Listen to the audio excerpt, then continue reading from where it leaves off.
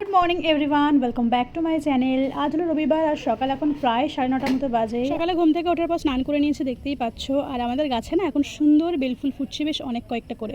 সেখান থেকে একটা তুলে এনে ভোলেনাথকে দিলাম। সুমন্তরা সকালে পুজো দিয়ে দেয়, তা পুজোটা ওই দেবে। চলো নিচে যাই, নিচে গিয়ে দেখি আজকে কি রান্না বান্না হবে। গিয়ে দেখলাম যে ময়না পিসি এসছে। ময়না পিসি বুধবার আর রবিবার করে আসে, আজ তো বুধবার এখানে এসছে, তার জন্য জামা কাপড় বিক্রি করতে। আর মা সেখান থেকে দেখছিল কটা ব্লাউজগুলো বেশ সুন্দর ছিল, কিন্তু মা নিল না, কারণ সাইজে ছিল না। আজকে তো আমার মুড়ি মাখিয়েছিল সকালবেলা চা দিয়ে খাবে বলে, চপও নিয়েছিল, চপ দিয়ে মুড়ি খেয়ে নিলাম, একটু ব্রেকফাস্টে কিছু বানালাম না। তারপর তো দেখলাম যে মা মাছগুলো কেটে রেখেছে, আমি একটু নুন হলুদ মাখিয়ে নিলাম। আর বাবা নাইলন টিকার মাছ এনেছে, এটা আজকে ঝাল করব। আর ভাজবো কলমি শাক, বেশ ভালো লাগে, আগের দিনেও খেয়েছিলাম আমরা। ঝটপট মাছ ভাজাটা বসিয়ে দিয়েছিলাম। আর রান্না করতে করতে না আমার অল্প অল্প খিদে পাচ্ছিল, তো দই আনা ছিল, দই দিয়ে আজকে ভাবলাম একটু চিয়া সিড আর কলা খাই, আর একটু ভিজে রেখে দেবো, কিছুক্ষণ পরে খাবো। এটা আমি প্রথমবার ট্রাই করলাম।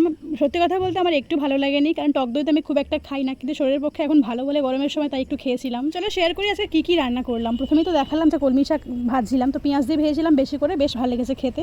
আর 2 পিস মাছ ভাজা রেখে দিয়েছিলাম, কারণ মাছের ঝালটা কেমন হবে সেটা আমি সত্যিই জানি না, তার জন্য সেফটির জন্য 2 পিস মাছ ভাজা রেখে দিয়েছিলাম, কারণ ঝালের থেকে ভাজা খেতেই বেশি ভালো লাগে।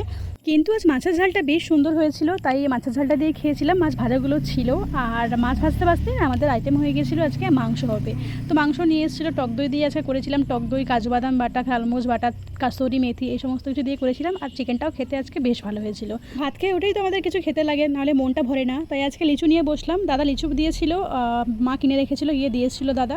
এই যে লিচুটা একটা পচা বেরিয়েছে, তো এটাকে কেটে বাদ দিই। মনে হয় না জীবনে এরকম অনেক মানুষ থাকে যারা আমাদেরকে খুবই টেনশন দেয়, তাদেরকে কেটে বাদ দিই। Jokes part. খাওয়ার পরে বেশ একটা টানা ঘুম দিয়েছিলাম। বিকেলবেলার দিকে উঠে গিয়েছিলাম একটু ঘাটের দিকে। আর আমাদের এখান থেকে তো সানসেটটা বেশ ভালো দেখা যায়। আর আজকে আকাশটা না একটু অন্যরকমই লাগছিল।